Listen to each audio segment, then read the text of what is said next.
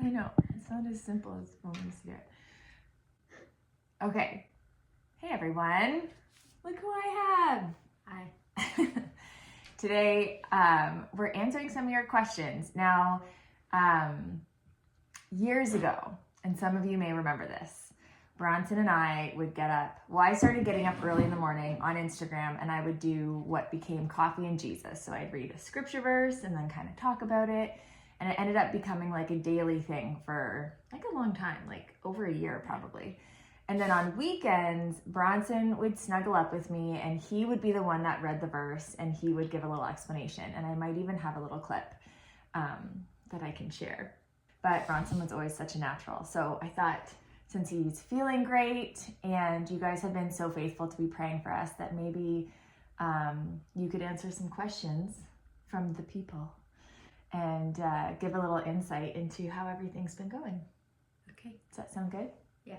Okay. So we have compiled a list of questions. So some of them we got from you guys, and thank you so much for sending them in, because that was amazing just to see even what kind of questions you guys had.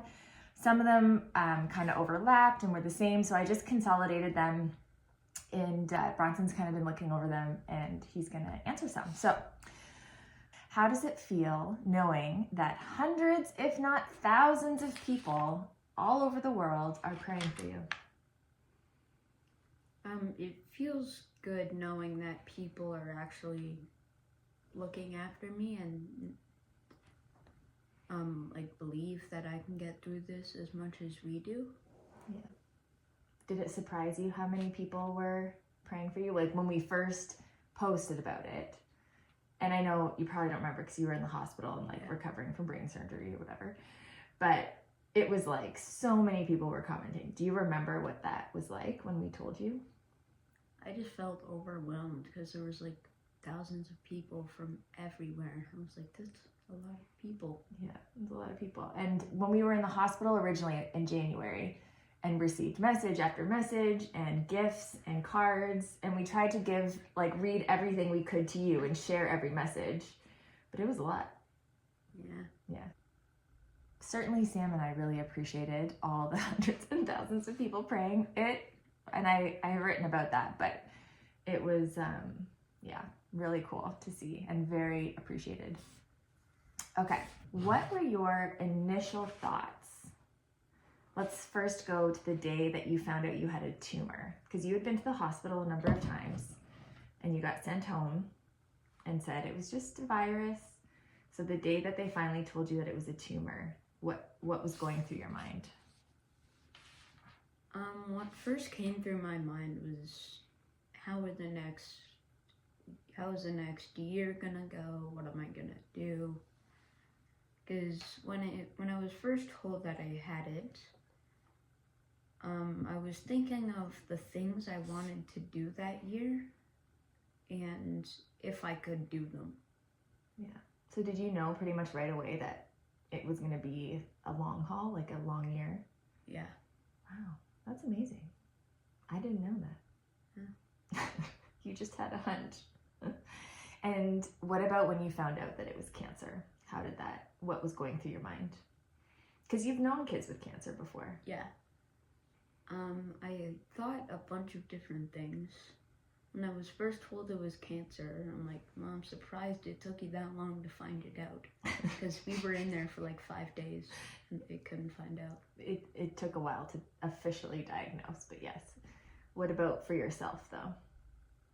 Like, were you afraid? Were you not afraid? Were you Well, no one surprised? else has told me what cancer is like. So I was kind of worried and scared. Mm-hmm. But now I know it's not as scary. It's not as scary. That's good. So what made you feel better at the beginning? Did anything make you feel better, or was it just you had to kind of go day by day? Starbucks made me feel better. Starbucks. Simple, just like me. Starbucks makes a lot of things better.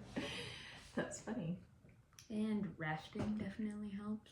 Having people nearby helped. Having people praying for me helped. Yeah, that's good. A lot of different things helped when I was first told. Yeah. And what about when we were told we were going to Jacksonville? How did that make you feel? Well, ever since we moved, I thought I was not gonna see anyone in our neighborhood, like, ever again. Yeah. And then we went back to Jacksonville and met everyone. That was fun. Yeah. Looking back, what are some words of wisdom that you would give to yourself at the beginning of this experience? It's going to not be fun. It's gonna suck. But just don't quit.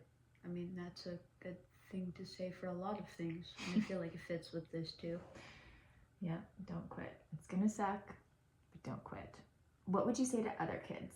Like, say there was another kid who just got diagnosed today with a very similar type of cancer. What would you say to them? Probably the same thing.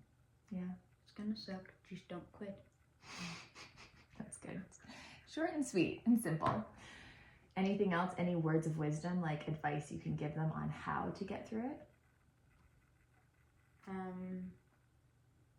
Like, just make sure whenever you don't feel hungry, eating's important, because you lose. One of the things people never think about when they're told they have cancer is, will I be able to eat enough? And that's usually the biggest problem. So Yeah. So that's one of the things that you just have to do, even though you don't feel like doing it. I never really felt like eating. Yeah. Some of the calorie shakes did not taste good. No, they didn't. What has been the hardest part of this last year? Hardest part is probably moving around so much. Like moving to Florida and back, or just getting out of your bed and moving around? I can move around fine, but like, it's just like the schedule is always packed, because we had, I see. at Like the all beginning of the appointments. year, we had to, I got diagnosed, and then we had to do some appointments, and then we had to fly to Florida, and then I had chemo there and proton, and then we had to fly back, and I had a month off, but I did have to get some needles for stuff. And then the next chemo started, and then I got more needles. So would you say it was the moving around, needles, the port? It was just busy. So the busyness has been the hardest. Interesting. Just because it Because- makes you tired? When you're busy, you're feeling that and the side effects of it. So like, everything's busy. You feel gross sometimes. You feel nauseous sometimes.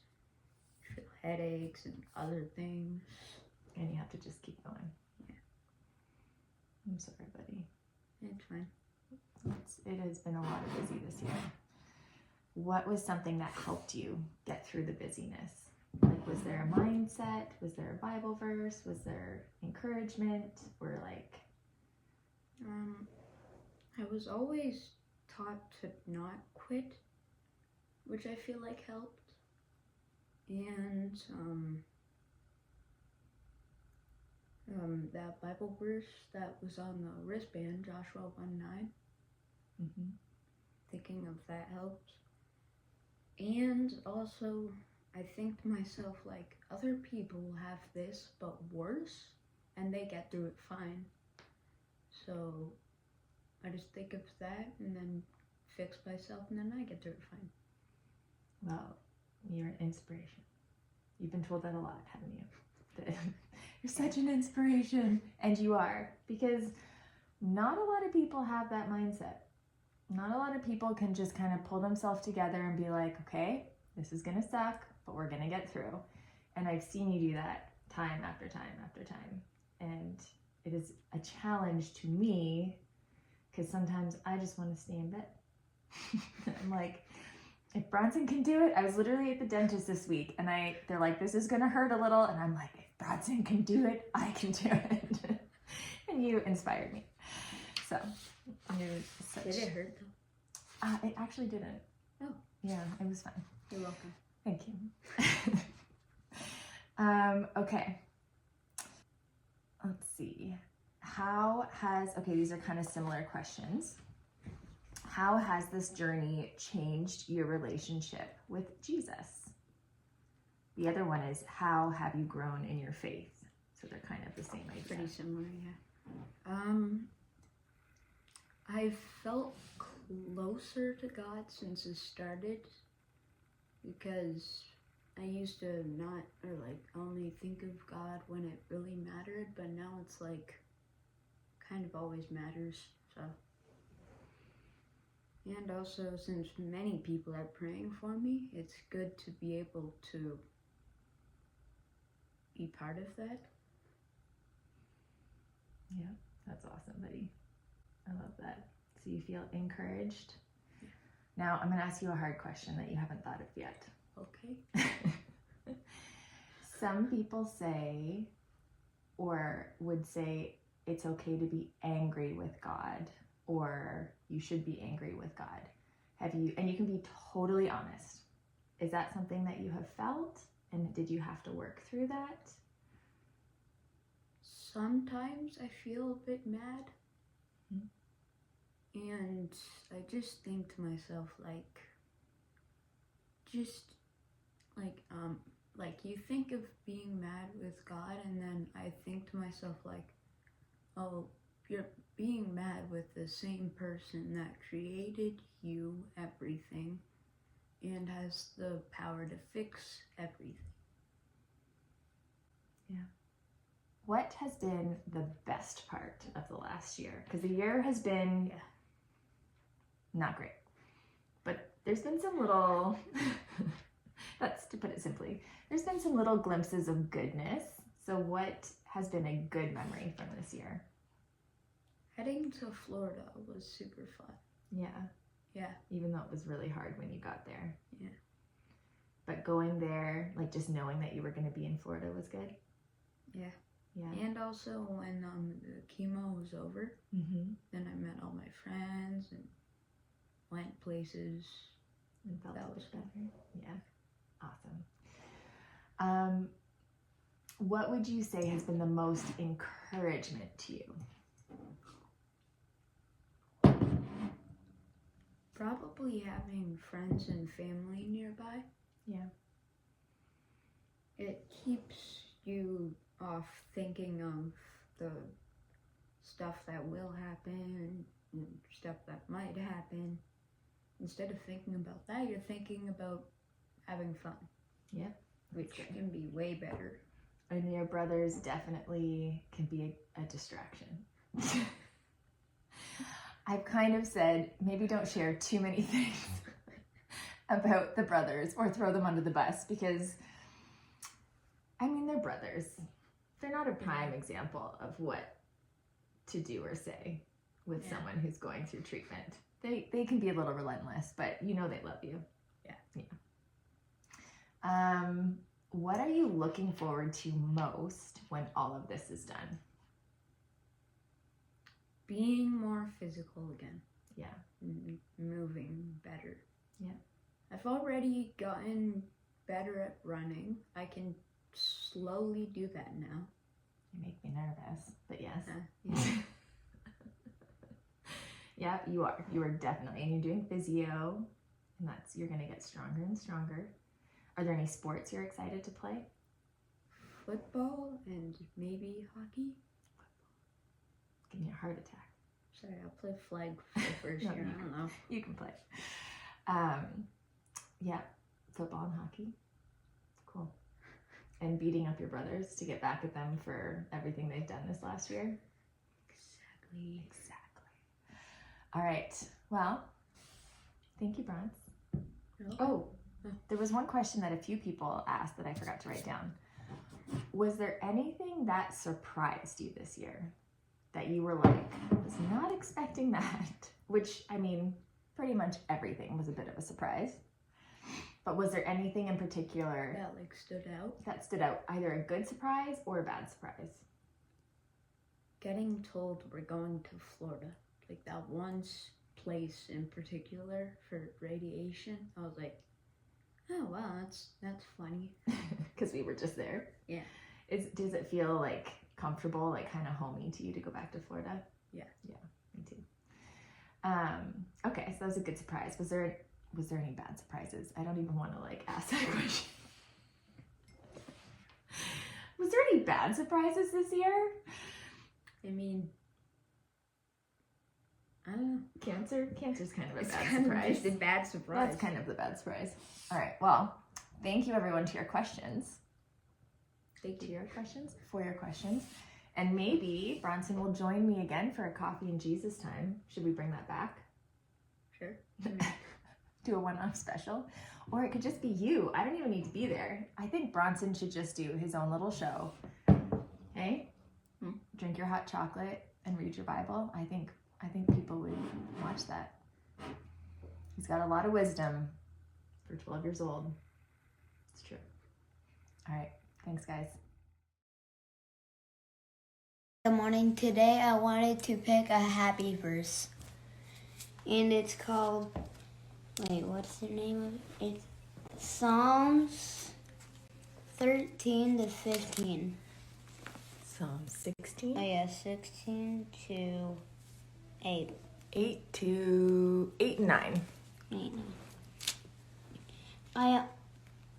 I always let the Lord guide me, because he is at my right hand. I will not be shaken. Therefore my heart is glad, and my whole being rejoices. My body also rests securely.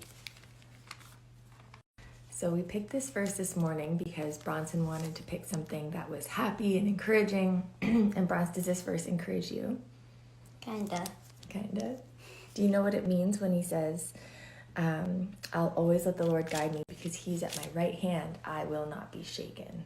What does that mean? It means that when you're scared, you don't have to be afraid, because God is always with you. Totally. Bye. Bye.